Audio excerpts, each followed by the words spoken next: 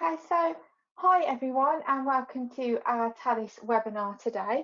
My name is Amjad and I'm support consultant here at Talis, and I'm really pleased to be hosting this webinar today on improving the student experience by automating reading list purchasing with Talis, and this is presented by Amjad and Mat from the University of Bradford. I will say it's fantastic to see the interest that's been on this webinar and how many of you have registered as well. So I do hope that you find it useful, and I hope that you're all keeping well on this Wednesday afternoon. So without further ado, just bear with me and I will switch over presenting rights to Amjad, so just bear with me.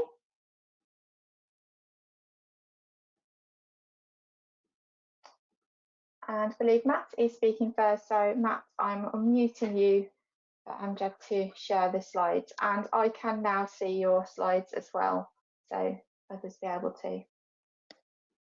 Excellent, thank you very much, Emma. Okay, so just to introduce ourselves, so you know whose voice is whose. I'm Matt Andrews. I'm the faculty librarian for Management Law and Social Sciences and Health Studies at the University of Bradford, and my colleague Amjad. Yeah, so I'm Amjad Husain. I'm the acquisitions lead at the University of Bradford. Okay, Amjad, shall we go to the content slide? Yeah.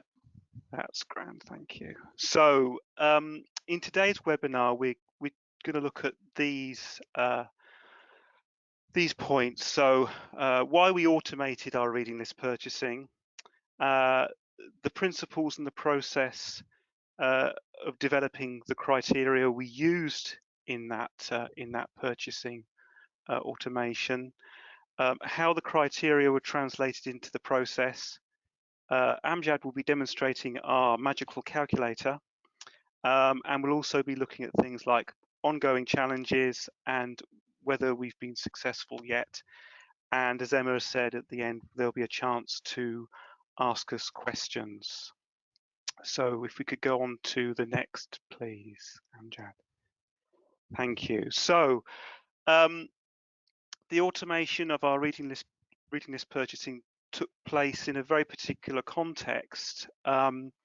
So you can see from the slide here, we had a period in which the library's budgets were quite significantly reduced, including both our resources budgets and our staffing budgets.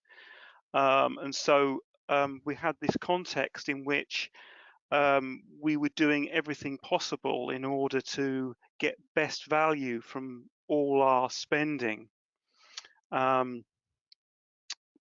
However, on the plus side, as part of a wider process of review, we switched our VLE, and Talis was purchased because it worked with that VLE, whereas our predecessor system didn't.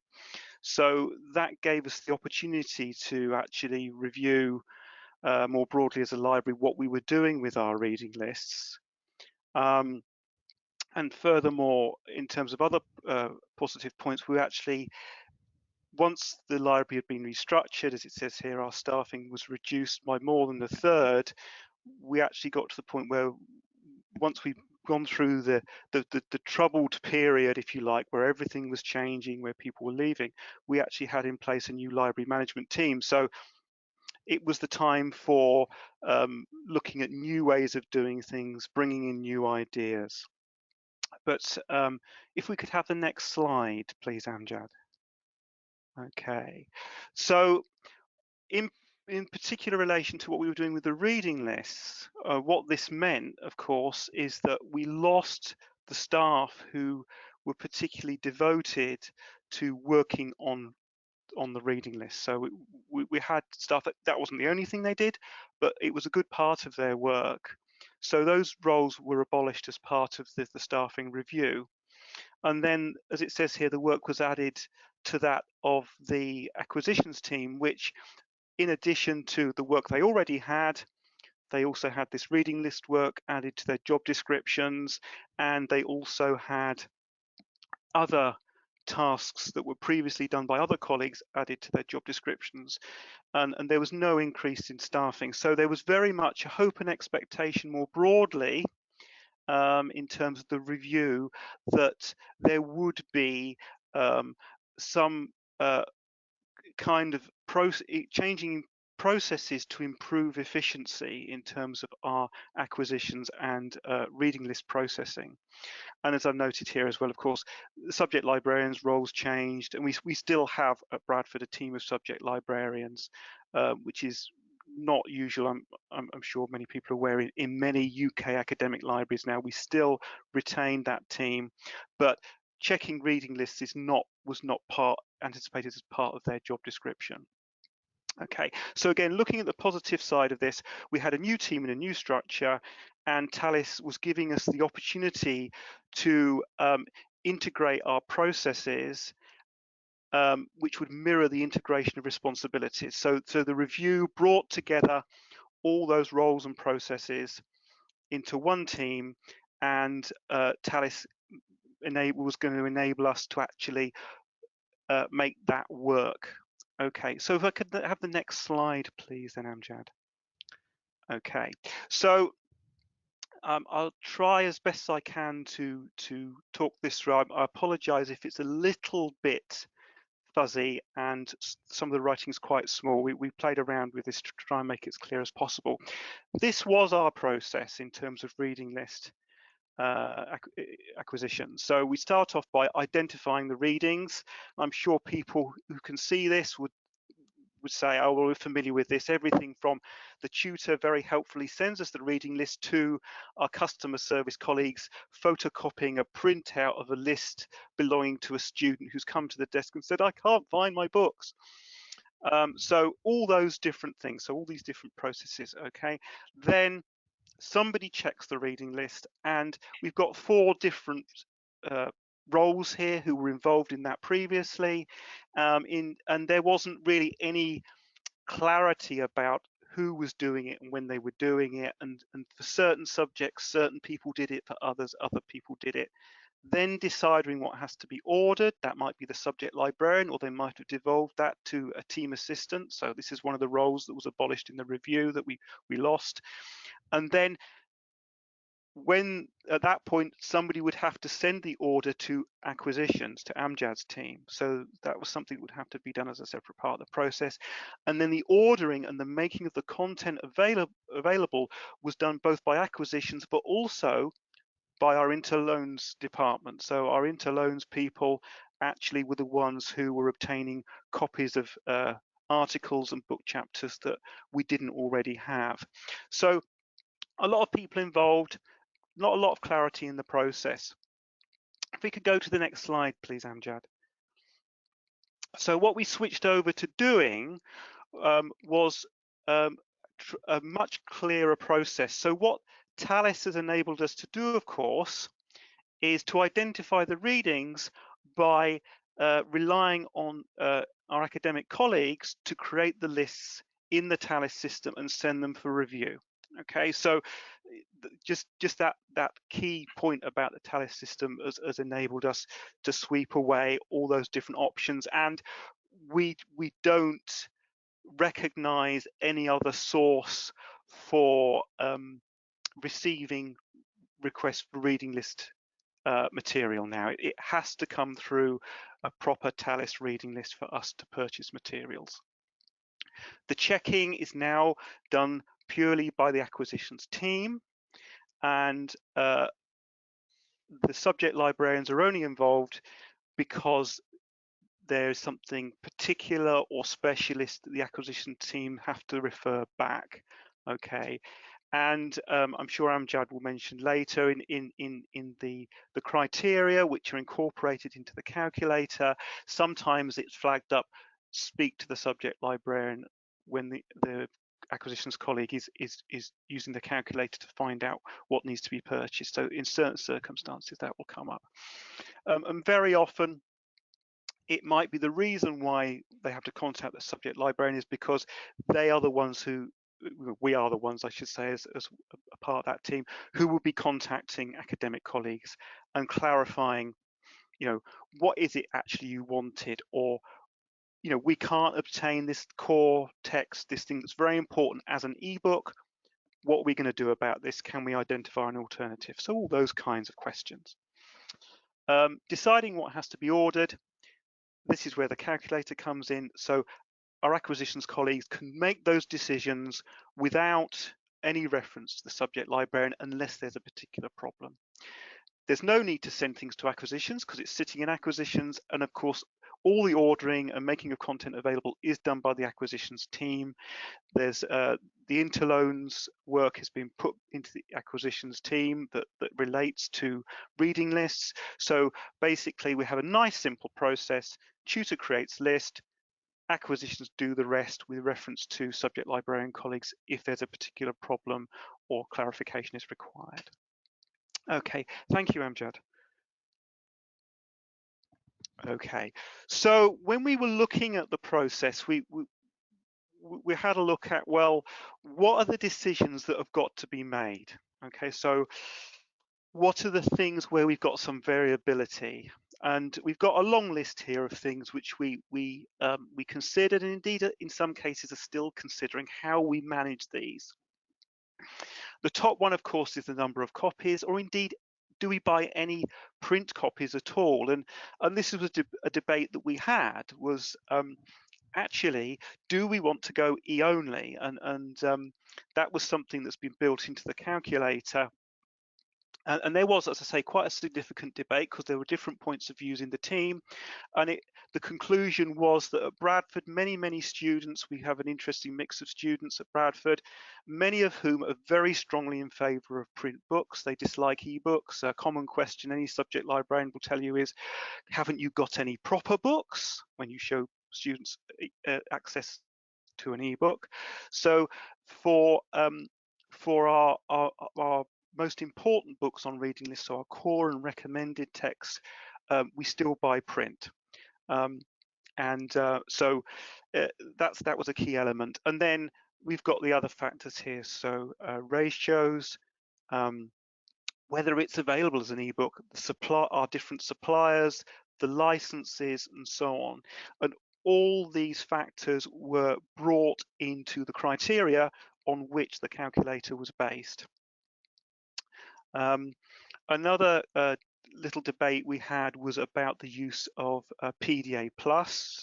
So I'm sure most of you are familiar with the systems offered by suppliers where you can actually ask for an item to be added to your catalogue and so on, and then it's only purchased when students use the item for more than a certain number of minutes. And the decision was made to incorporate that into our model as quite a significant tool for obtaining ebook materials, because it was felt by many subject librarians that ebooks weren't well used when we had purchased them in the past. We'd spent good amounts of money on ebooks, and on many courses they just were unused or were used very little when students, we assume, were desperate. However, PDA Plus has given us the opportunity of actually keeping our costs down while making the widest range of content available to the students. So we're getting the best of both worlds in a sense. Okay. Another issue that came up was the free web sources, and quite a number of reading lists, of course, refer to free material, but much of that material is available through our suppliers as printed items. So I'm talking about things like, for example, the OECD or United Nations or whatever. So although we can't incorporate that in the calculator, we have advice written which supports our acquisitions colleagues in terms of, when is something obviously an item which is free as opposed to something we need to act on in terms of purchasing. And that's a work in progress. So something that we'll keep reviewing, how successful we are. Okay, one other thing I should mention there is out of print books and older books. So these are two things which were a long-standing gripe, I think, with some of us in relation to reading lists, and a feeling that very often academic colleagues would add very old items to the lists, despite saying to us and their students, oh, students must read the most recent text. So we've actually essentially put a kind of a stop on purchasing older material, older than 10 years, and that's a rolling wall, if you like. And so what will happen with the calculator is if there's anything that old, it will be flagged, this must be referred back to the subject librarian for approval. And the out of print books, of course, that's also an issue in terms of colleagues' time and chasing things. So basically we've said we won't handle out of print items, is that's something that again has to go back to the subject librarian to discuss with the tutors. Why do you need this item that is so unusual? And given in these days of, you know, things being printed out from an electronic master copy very quickly on demand, you know, what item, an item that is out of print, genuinely out of print, is quite rare. So why would we want that? Why would that be important? Okay, so those are the kind of factors we were considering that went into the calculator. Could I have the next slide, please? Okay, so the principles, there were some principles that in a sense were implicit in the kind of work we were doing and that were guiding us in terms of how we were structuring this approach.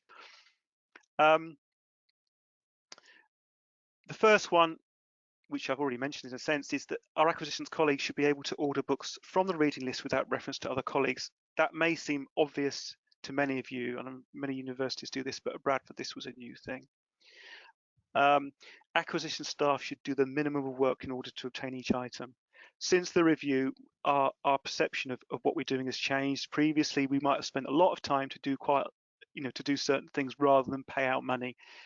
That is now increasingly being reversed. You know, staff time is a cost. We need to reduce the time we spend. I mentioned about only consulting subject librarians in very particular circumstances. 4 and 5 here in this slide, the matching of the effort and the money we spend proportionate to the importance of the thing we're purchasing. Okay. In the calculator, there are lots of options, one after the other, for purchasing our core, our most important text on the reading list.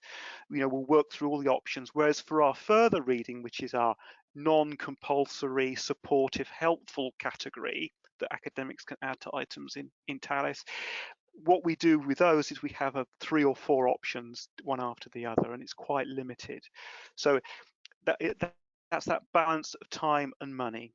And also, in terms of the caps we've applied to total spend, those are different for each of our 3 main headings, for our core and our recommended and our further. So we'll spend much more on a core book than a further reading book. Okay.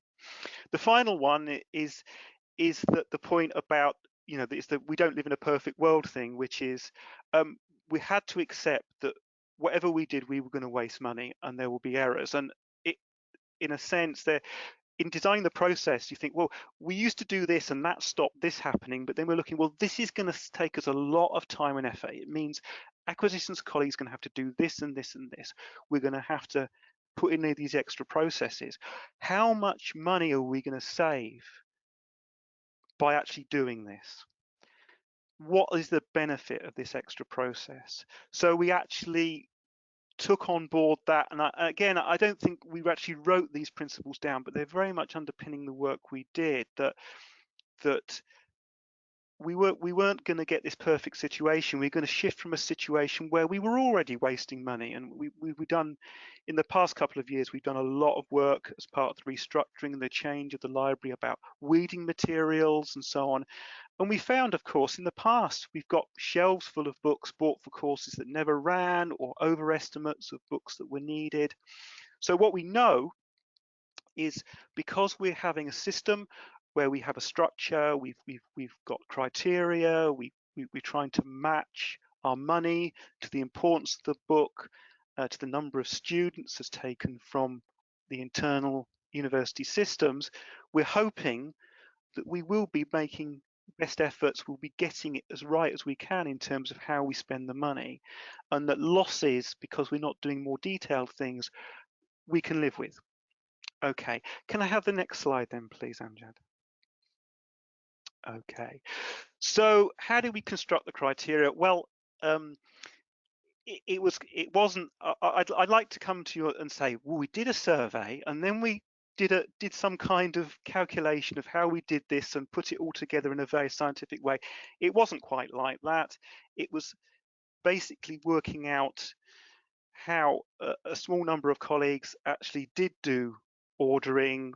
A lot of it came from my own personal practice. I have to say, there's things in the calculator that, you know, that in a sense that originally came from things that I did, but then, you know, broadening those discussions with other subject librarian colleagues, saying, well, what do you do in your subject area? Does this work? And then reviewing those processes at the reading list project meetings and also at the general subject librarians meetings, and building that in. And obviously this isn't the end. As time goes on, we do keep changing things and reviewing these criteria and thinking, is this working? And we must continue to do that, because even if we've got it right now, it may change in the future, and we need to be alive to that. Okay, can I have the next slide, please, Amjad? Okay, so talking about changes, we did make a number of revisions, and we have done already. Partly some of the revisions were before we even started, if you like, when we were still working on the system, and we got to a certain point, right, this is what we're going to do, and then actually that's not going to work. So the first example I've got here is 3-day loans. So we'd settled on a criteria whereby print books would be bought for 1 week loan, which is our standard loan period at Bradford, but we would have one which would be a 3-day loan, which is a kind of a standard short loan at Bradford. We don't have a special short loan collection. And then Amjad said, well, that's really not going to work in the calculator. It's going to make it very difficult. So that went. We had to revise the price caps for ebooks because we were just missing out on so many books. The amount of time that acquisition colleagues were just contacting subject librarians and saying, it's just above the cap. This particular book's just above the cap, this ebook. So we shifted the caps up to make that easier.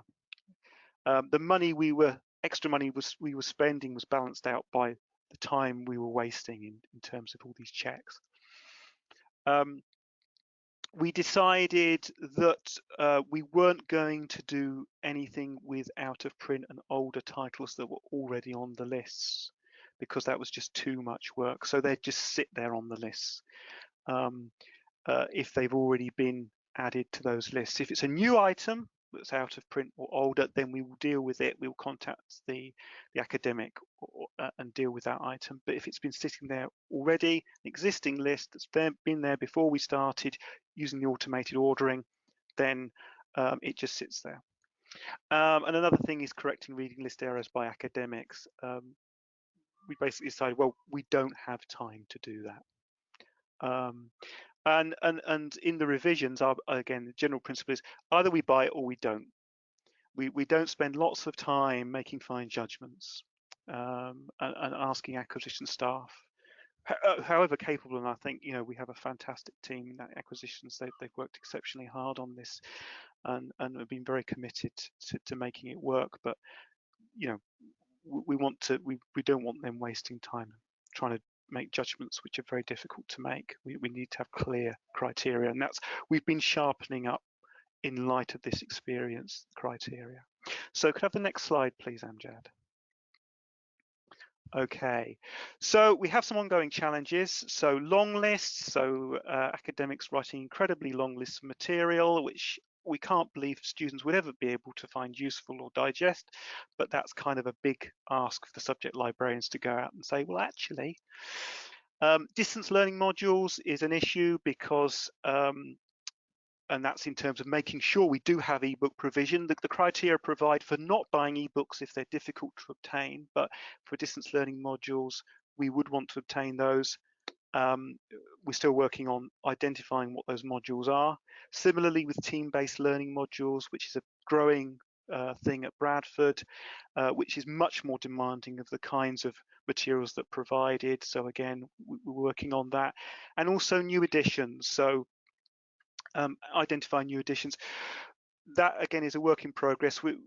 Our acquisitions colleagues are actually doing a number of checks at the moment. That seems to be working at the moment, but we, as subject librarians, we're pushing academic colleagues, please check for new editions, especially for textbooks. If they put it on the system, then we don't have to worry. You know, it's nice and clear and straightforward. Okay, could I have the next slide, please? So have we been successful? Well, the quick answer is we don't know yet. As it says here, COVID-19 has kind of spiked all these kinds of things in that we're in a very, very unusual situation. As it says here, as subject librarians, we've been buying ebook versions of existing reading list titles outside the system just to get stuff available for students to use. We've been using all the temporary measures and so on. So we're in a very odd situation. So what kind of measures would we be using? Well, obviously, any student responses, both anecdotal through staff student liaison committees, but also turnaways and reservations to indicate, have we got the right books? Have we got the right number of books? So far, I don't think turnaways from ebooks have been too problematic, not any more than usual. We want to look at what academic staff are saying to us. You know, are there problems with being reported by students? Are they having problems? And then we did ask colleagues about their perceptions, which will be in the next few slides. We won't get there yet, but also we'd be looking at the budget. Did we overspend or underspend? And actually, in terms of the book budget this year, we've actually spent up quite well, but I think that's more to do with COVID-19 and spending more on ebooks than it is with the system, to be honest. So can I have the next slide, please, Amjad? Okay. So have we been successful? We asked a few questions in a survey of my subject librarian colleagues, and actually you can see here people felt that they understood the system, or there's a few details that they felt weren't working. How easy was it to find? There are odd problems, but usually it's okay. Was the majority there? Can I have the next slide, please, Amjad? Okay. People thought spending was roughly the same. And in terms of how often they'd had contact with acquisitions colleagues, once a week or less for most people. So it roughly seems to be working for subject librarians. I didn't include myself in the survey. I didn't give my response. And I think, you know, in a sense, those responses are the ones, you know, I would give probably the majority of responses there. So generally it seems to be okay. Essentially, subject librarians aren't having to think about reading lists in the way they used to do. They're not having to deal with the detail in the same way. Can we have the next slide, please, Amjad? And then we got some qualitative data. So again, generally very positive, and a nice little point at the bottom about Amjad always sorts out any problems, which is true. So can I have the next slide, please, Amjad? And then some qualitative feedback from colleagues. Well, our one other colleague apart from Amjad we currently have in acquisitions. So very, very positive there. So at the moment,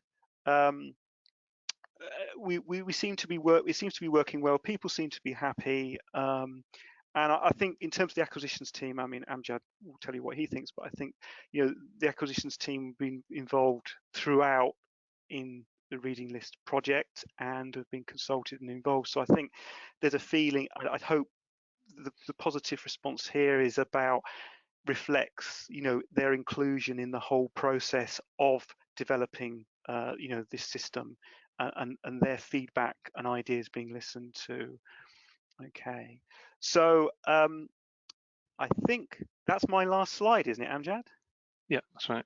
Yep. Okay. Sorry. Right. Yeah, so I'll take over from Matt. Thank you, Matt, for that. I'm just going to go into a little bit more detail about generally what acquisitions the department actually does, just a little bit of background about that, and then I'm going to go on to just showing a little bit about the purchasing guidelines that we've created, and also then looking at the purchase calculator as well. So just to sort of start off with, just to give you an idea, I know Matt's already talked a little bit about sort of the restructure that we had. Currently, the structure of our acquisitions department is that there's me as the acquisitions lead, and then we've got two people who are working effectively as library assistants. The fund structure, we used to have an old structure which was primarily sort of subject based, and we decided to change that in the last couple of years, and so we only have reading list funds which are related to individual faculties, and we also have non-reading list funds which again are related to faculties. So the ordering responsibility, I know Matt sort of commented on as well, and that did change. So when we did make this move to reading list funds and non-reading list funds, that responsibility for the reading list funds moved over into acquisitions, and it was then going to be sort of dictated by any sort of spend was going to be dictated by the purchasing formula that we'd created.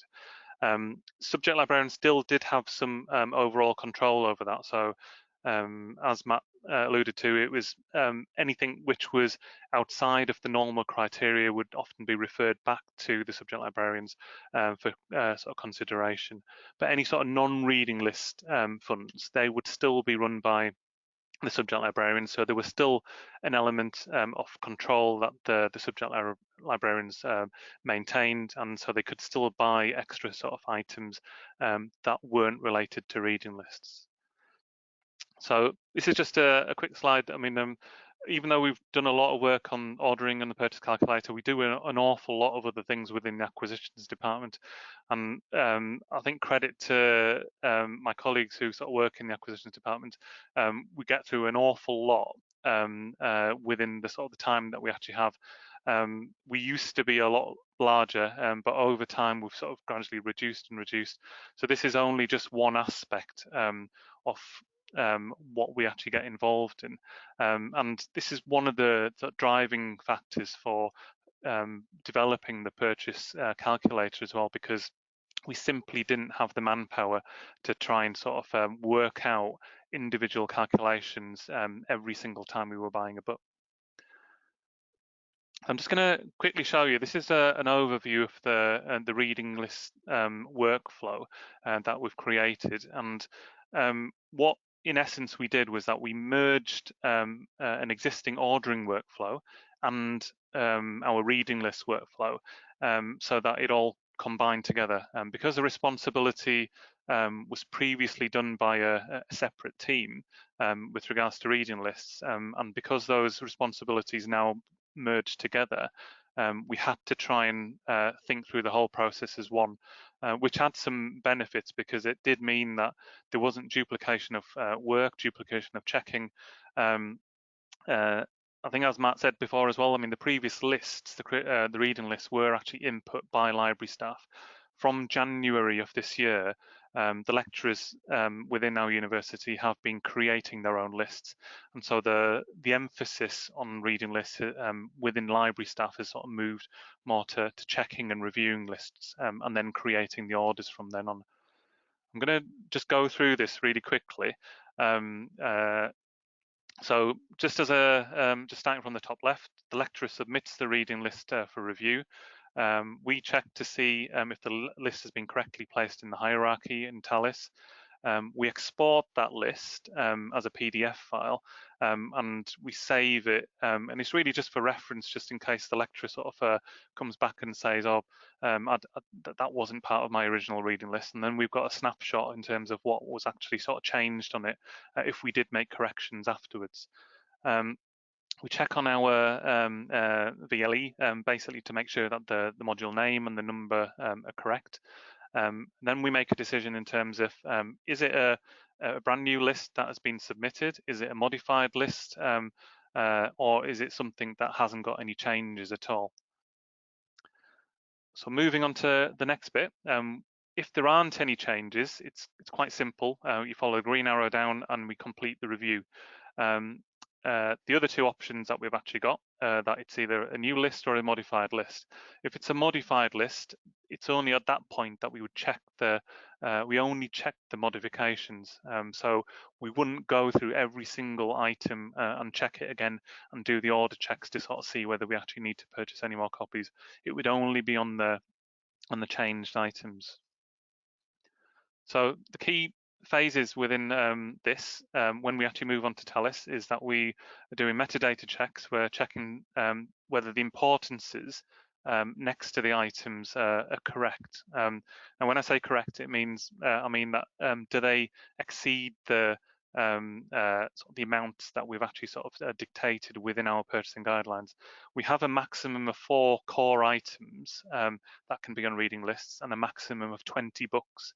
So if any of these criteria get exceeded, then we tend to refer the reading list back to the lecturer, and then they have to try and modify the list. If there aren't any importances next to the items, again, the same process actually happens. We refer it back. We do some general sort of bibliographic checks to make sure that there haven't been any sort of obvious glaring sort of mistakes and errors. The next bit is doing edition checks. So we would sort of check to see, is there any sort of later editions available of the books? And we do use things like Amazon. We've used our suppliers' websites for doing edition checks. I think more recently we've moved to using WorldCat, which I think is quite good in terms of identifying newer editions of titles. And if there is a newer edition available, we do try to amend the list and to try and sort of change it so that the latest edition is going to be appearing on there. Next bit, again, I'm just going to sort of quickly go through, but we do some sort of URL checks. We make sure that the books and the journals and the websites are linking to the correct pages. We check to see whether, if the book wasn't actually in stock, we're encouraging our lecturers to link to Amazon using the Talis bookmarks. And if there's an article or a journal not in stock, then we try to sort of feed that back to the subject librarian, and we need to make decisions in terms of whether a digital copy needs to be purchased. We do some checking and making sure that obviously the links are actually working as well as part of the reading lists. As Matt mentioned earlier as well, we do a check and make sure that we're not going to be trying to purchase something that is actually freely available. So that's incorporated into the workflow as well. And then we complete the review. Next bit is doing the ordering checks. Now, this is quite a long list, and I'm not going to go through all of it at the moment, but these are the essential bits that the calculator does. There's various bits at the top, which we have to input into the purchase calculator, and we do this for every single book that we're considering purchasing, or any sort of ebook that we're considering purchasing. What it then works out halfway down the page is various different sort of options, and it gives us the key information that we need, and we need to sort of use to sort of make these purchasing decisions. And it condenses the thinking time. So library assistant literally has to input the information, and then we get the information output. The last step is deciding upon the urgency. Do we need to do it as a rush order? Generally, if it's a core item and the ebooks are not available, then we would be considering doing it as a rush order, or if a lecturer specifies that it's urgent, then we would consider doing it. Otherwise, all of our orders are generally sort of sent through our conventional means to our suppliers. We do regular checks on the book budget to make sure that the funds aren't being sort of overspent. And the last stages are obviously creating the orders on Sierra and then transmitting it to the supplier. We have introduced a bit of flexibility in this, and so if the team decide they want to do all of these things in a different order, as long as all the steps are covered, that's fine. There's no problem with that at all. So why did we need the purchasing calculator? Well, I think the key points are that we had a very lean acquisitions department. At one point, there was just myself and one other library assistant working within the acquisitions department. So we had to have something that was going to allow us to do things with the greatest efficiency. There was obviously the changing in ordering responsibility and changing in fund structure, which meant that we didn't want to try and overcomplicate things. We wanted to try and keep things really simple. We just created this new reading list and book purchasing workflow, and so it was a good time to try and introduce something like this tool just to try and help things along. I would say the main reason why we needed this calculator was that the complex purchasing guidelines, and I'll go through that in a second, but it'll illustrate to you that you couldn't physically sort of sit down and do these calculations on every single sort of title that was coming in. It was good that we were linking things to student numbers, and so rather than people just making subjective decisions in terms of numbers of books, it was based upon a fixed criteria. And one of the things that we sort of decided right at the beginning was that we had to try and decide, did we want to try and dilute the formula, a complex formula, and make it really simple, or did we want to try and sort of keep it? And so that was a decision that we had to try and make, and the calculator helped in making that decision. And obviously at the bottom I've written increased efficiency of ordering, so it just meant that we had to try and sort of keep up with the pace of ordering as well. So these are our book purchasing guidelines. Again, I'm not going to go into any major details of this, but this was introduced in September 2019, and it sort of demonstrates the complexity of what we had to try and sort of deal with, and it sets out what to do when books are identified as either being core, recommended, or on further reading lists as their importance is. And then it gives us an idea in terms of how many copies to purchase with these, and whether it be books, print books, or ebooks. So just to sort of illustrate this, for the core reading list, you can see that it says that all students should read this text. So we essentially sort of defined what these criteria were going to be, and this is information that we passed on to the academics as well, so that when they were making these decisions in terms of what they felt was going to be core, recommended, or further, then they would be working on the same principles.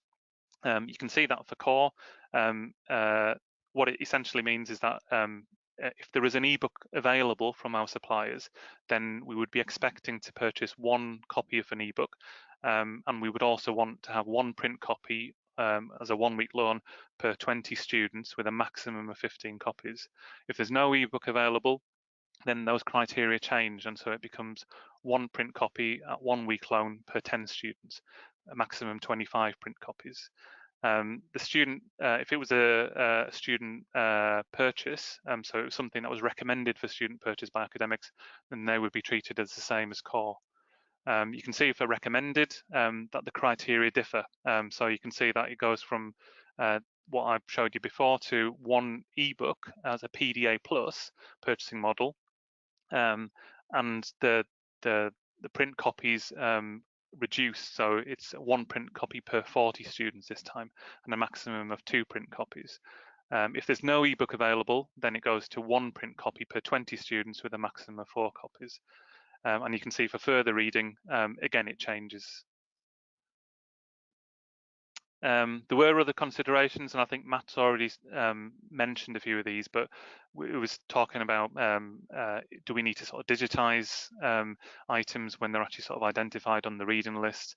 What do we do with long lists? What are the price caps? And so you can see from over here, for a single copy, we've set £150 as a price cap for the print, £350 for an ebook, and then also for the total quantity of books that we're actually ordering.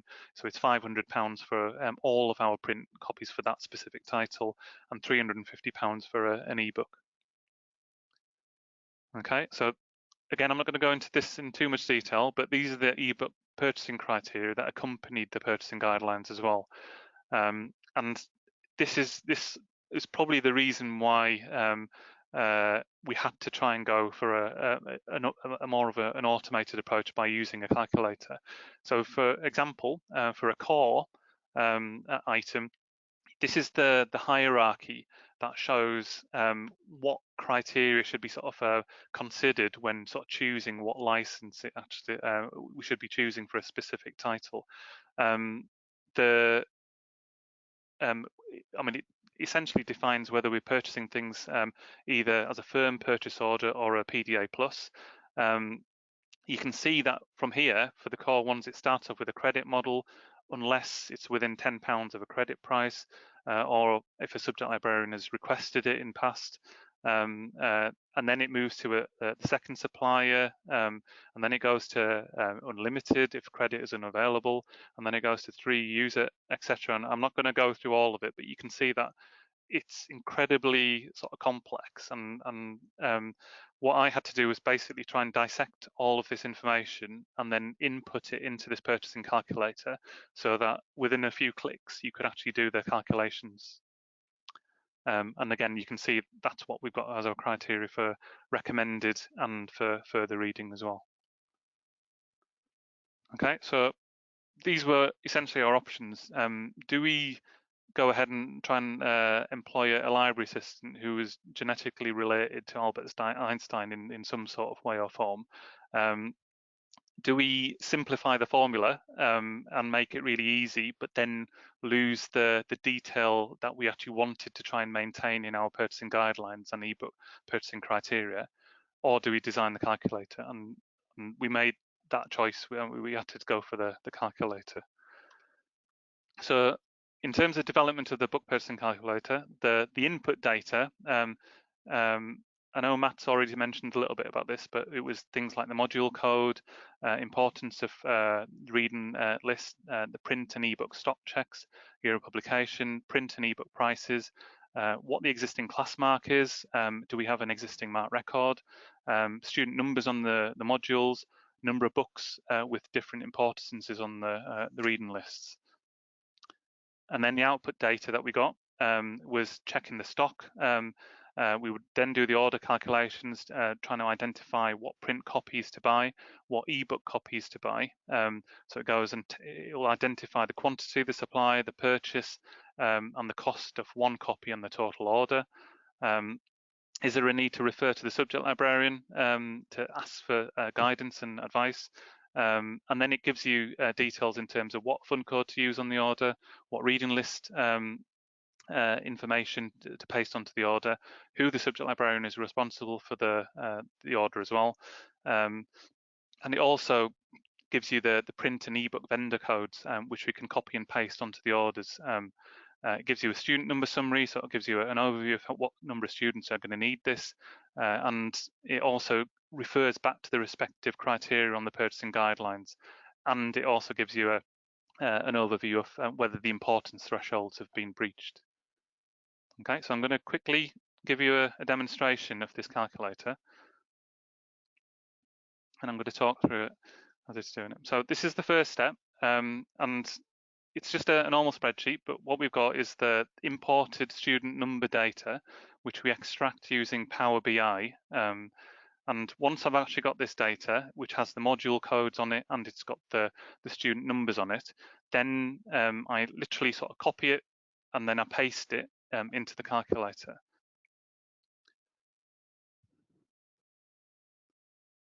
Okay, it does I go to pivot tables, and that just refreshes all of the data which is actually in the purchase calculator, and it allows all the data to become current.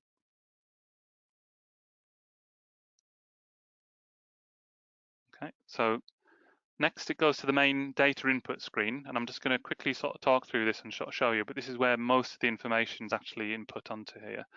There's a number of tabs which are actually showing at the bottom over here, and this is where all the bits of data are either input, or you can sort of have a look and see what the output data is as well.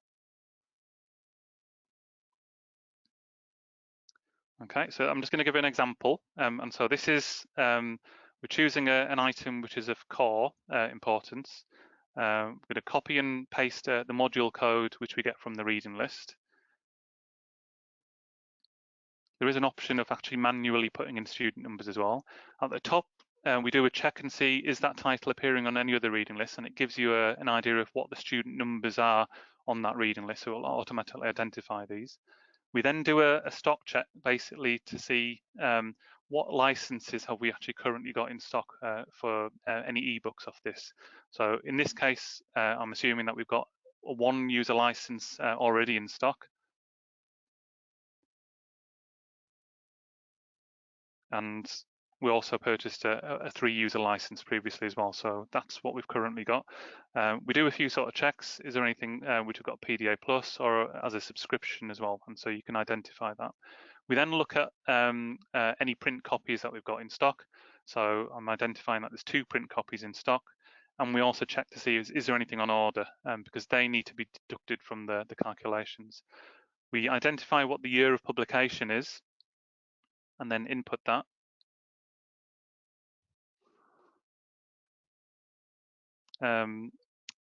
Next bit is identifying what the cost of the actual print price or the print book is, and input that into the calculator.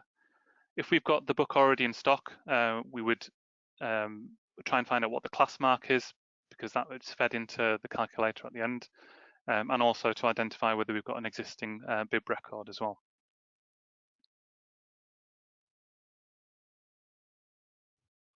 Okay, next step is that we go onto the suppliers platforms and we copy and paste the information. So the calculator is designed just to try and accept the pasted information.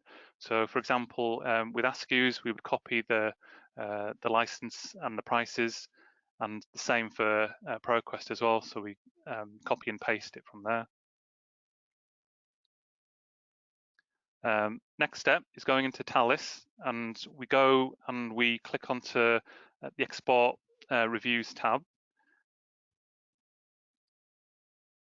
Once that information comes across as an email, it's got all of the information in terms of what importance it is for all of the books. This is just a sample list that we're actually using.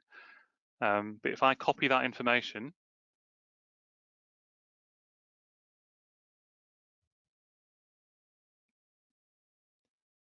and then I can paste this into the calculator.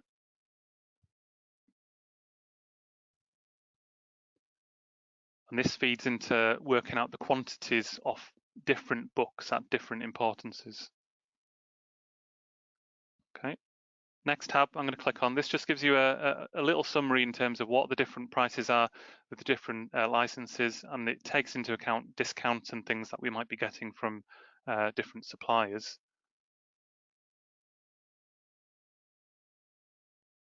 Okay, and the final tab is that you click onto the order results, and this gives you a more general overview of everything else. So starting from the very top, you've got the summary of what we've actually got in stock. So it shows you what, I mean, essentially just an overview of what we've already input.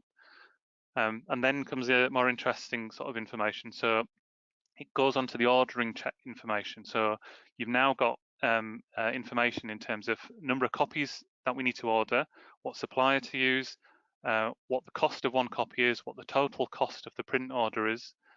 And then it goes down to the ebooks that we need to buy. Again, what the number of copies that we need to buy, the supply that we need to use, the type of purchase, whether it's PDA Plus or firm order, the cost of one copy, the total cost of the order, what license to buy, and whether we need to consult anybody about it. If you move to the top right-hand side, it then does various sort of checks to sort of make sure that none of the criteria that we've specified have been breached, none of the price limits have been breached. And if it did, then it would appear in red, and it would tell you that you need to try and consult the subject librarian. Next bit is the purchasing information. So this is all the information that you need for the order. You've got the fund code that we're going to be using, the reading list information, so the reading list codes that we need to paste onto the order, who to refer to if we need help, what the student numbers are. The 89 is the current module, and 179 is the total. Got the importance. It's also got the requirement. So we needed to check back what the purchasing criteria were. It's got that listed there. And then you've got the print and ebook vendor codes, which we can literally copy and paste as fast track codes as a shortcode to the vendor.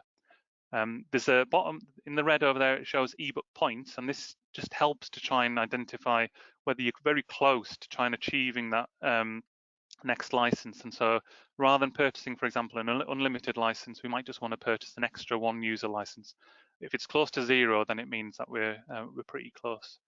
The next bit is the importance checks. Over here, you can see that we've gone over the core numbers that that we should be having on a list.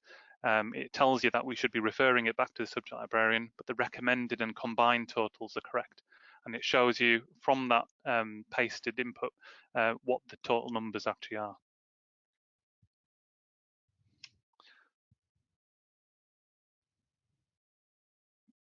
Okay, I'm going to change a couple of the importances on here to recommended from core.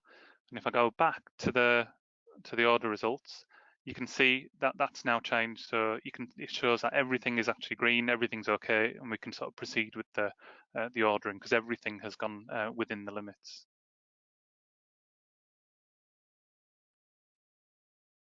So if I go back to data input, and now instead of a core, if that item was actually a recommended, then I can have a look and see what effect that would have actually had, because it's got different purchasing criteria.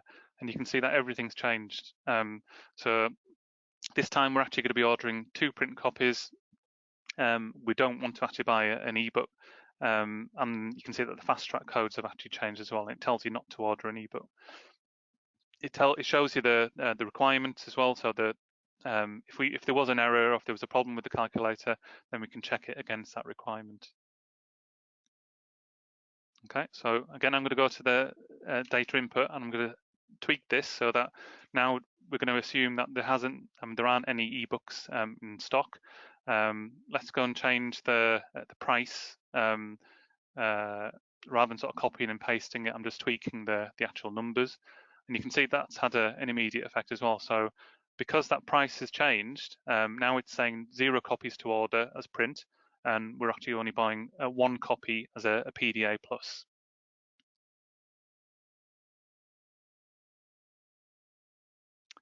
I'm going to change that back.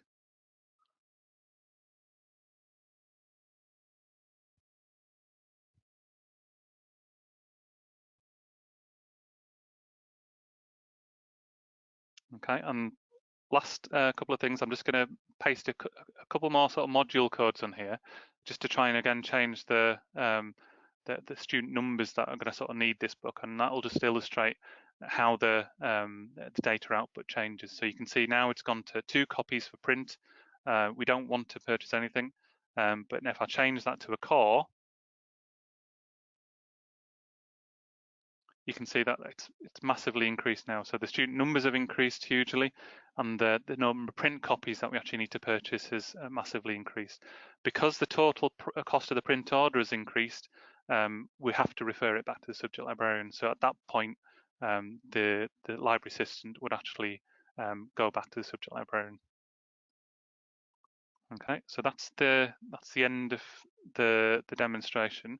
I'm just going to move on to my last slide. So for future development, we are looking at ways of trying to make it a little bit more efficient. So rather than doing a lot of data input, looking at an API, developing an API, which would try and extract all the information from suppliers' websites, and also possibly student numbers, maybe checking for information on the catalog and importing that. Also looking at statistics, and also possibly looking for like a bit more user-friendly use of the calculator to try and make adjustments to it. I'm sorry that's run over and it's gone right to the sort of the limit, but if there's any questions, welcome to ask them. Thank you, Amjad and Mat. That was brilliant to watch and listen to your presentation and the work that's gone into developing that calculator. There have been a couple of questions that come in just as you were presenting. So one of them was actually answered partway through your presentation, which is great. Gail has asked, has your policy on older and out of print books changed? How often academics add these to lists? Sorry, Emma, could you? yeah, I'll answer that. But Yeah. how did the policy change? Sorry, I didn't get the second half of that. No, that's okay. How's your policy on older and out of print books changed? How often academics add these to lists? So has Do you mean it what was their reaction? Okay, so Yeah. we haven't. I have to say we haven't done any analysis on that. I don't think, to be honest, we've only really been doing this ordering this year so far. We did some in 2019. We had early adopters, and we started towards the end of 2019 getting academics to add lists to Talis themselves for semester 2, which was the beginning of this year. But to be honest, I don't think we've got to the point where we've necessarily got the detail of this filtering through to academic colleagues. So I think that's probably something that's going to be a discussion subject librarians will have to have in the forthcoming, in the year 2020-21. As I said in the presentation, in a sense, because we're not addressing anything that's already on a list that's been there for a while, we kind of steered around a lot of that because it's already there. So we're not even engaging with that. But I think as time goes on, we'll be discussing things and saying, well, why have you got this 30-year-old textbook on your reading list when you keep telling everybody that actually it's the most recent research that's most important in terms of the understanding in this module? So yeah, I'm afraid at the moment we haven't got the answer to that. I think, as I say, there's a lot of difficult discussions to be had with academic colleagues. But I mean, what we've done in the past, of course, is to flag things and say, well, you've got this, why don't you try that? And I think there's going to be a lot going on. Yeah, no, absolutely. And just understanding as well that you are still, relatively new. Is this your 3rd year with Talis Aspire? So those. Yeah. 2018, wasn't it, that you started? Yeah. So apologies everyone, I'm not going to be able to get through all questions, but I know Matt and Amjad are happy for me to send them on, so do pop them in and I can email out outside of this. Andrew had asked, do you ask for a maximum of 20 books per list or per section? And do you allow other resources such as articles, websites, which is beyond the 20? So with this one, yes, this is one of these things that has subtly changed over time when we're kind of dealing with the realities of this. Essentially, and Amjad will tell me if he feels that I'm not reflecting current practice, but my understanding is that anything that is not something we're actually ordering, so if it's a book, then that would count. So if it's a website or an electronic journal article or anything else that we otherwise have access to that we don't need to purchase, in a sense, that doesn't count towards the limit. The limit is really about how much money we are spending. So it's 4 core and 20 for core plus recommended, and that is across that's a whole list limit. Okay. Yeah. Okay, but of course, as with the previous question, I think at the moment we're very much, at the beginning, and I as an example, I've currently got a list which acquisitions colleagues have sent back to me saying, or told me about, saying, well, we've got a very large number of items, so I need to have that conversation with the academic who's very keen, has been working very hard to make sure all the resources are available online during the coronavirus situation. But we need to sort of grapple with that, which is, again, it's another hard conversation to be had. But we have these restrictions, and we are trying to use them. Yeah. Oh, thank you. And Gail has just said in answer to your previous response that thank you. It'd be interesting to see how that pans out. So yes. Thanks, Gail. That's a good question. So apologies, I'm not going to be able to get through all of these.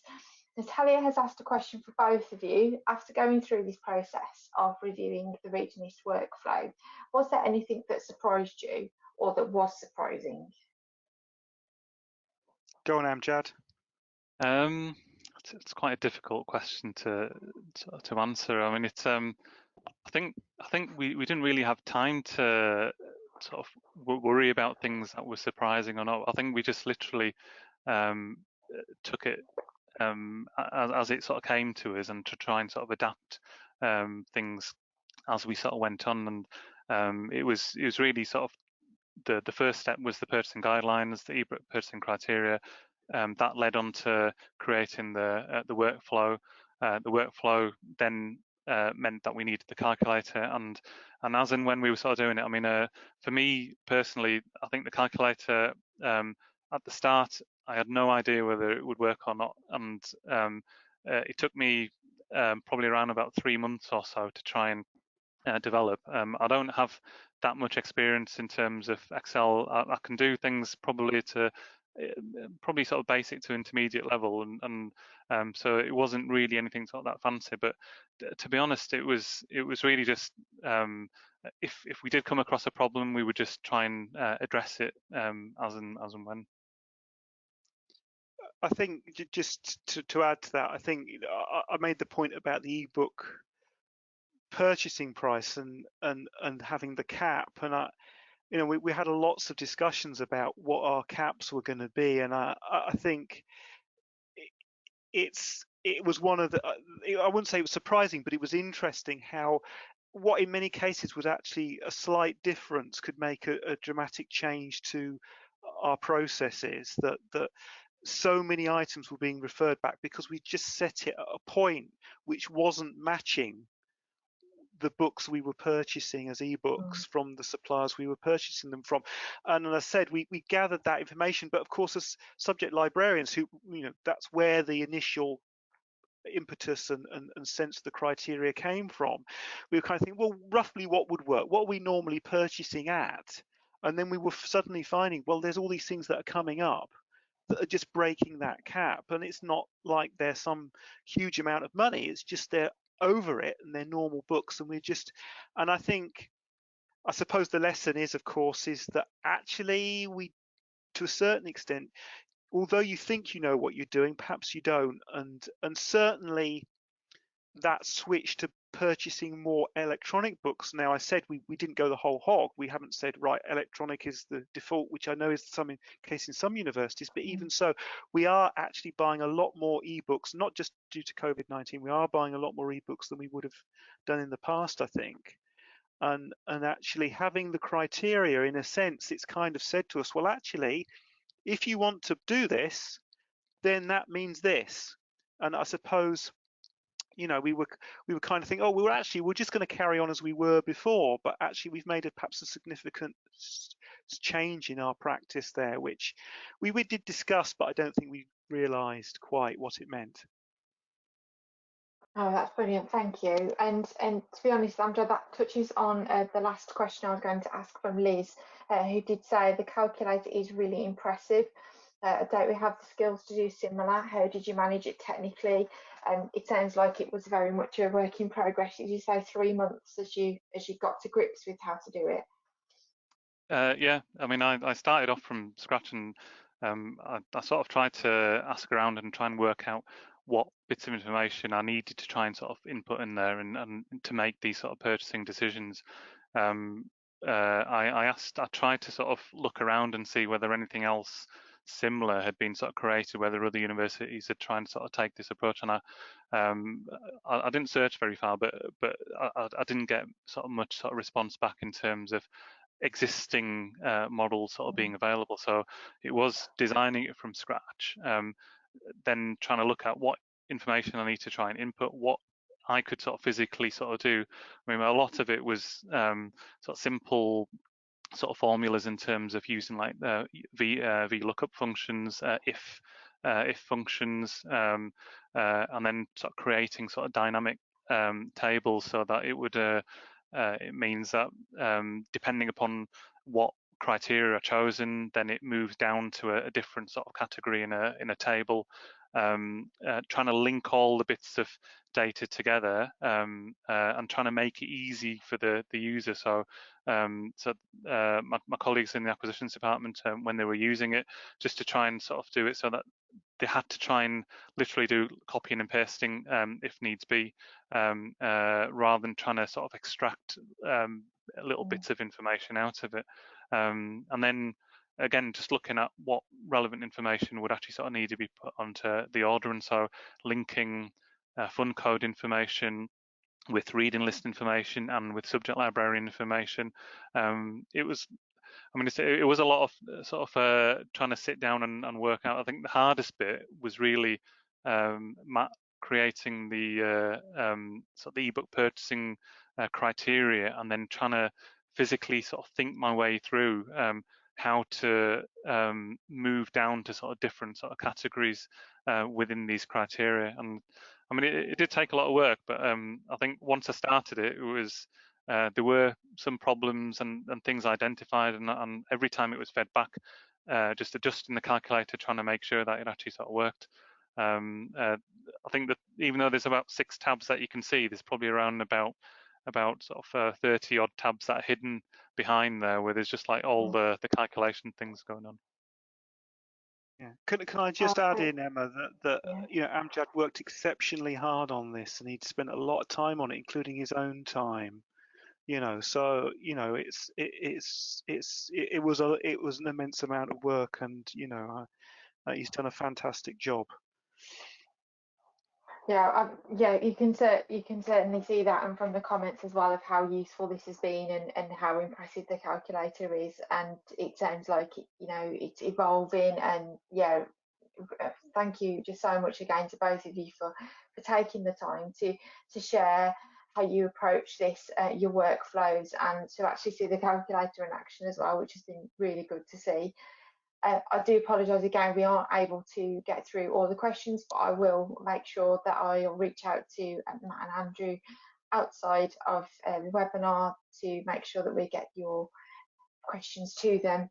It's been great to hear them. I just wanted to share with you that we do have upcoming webinars in our series. The community webinars where Amjad and Mat have presented on are fantastic, and we always love to hear what universities are doing, and so do let us know if there was anything that you would like to share and best practice on this ever-changing scenario that we are in.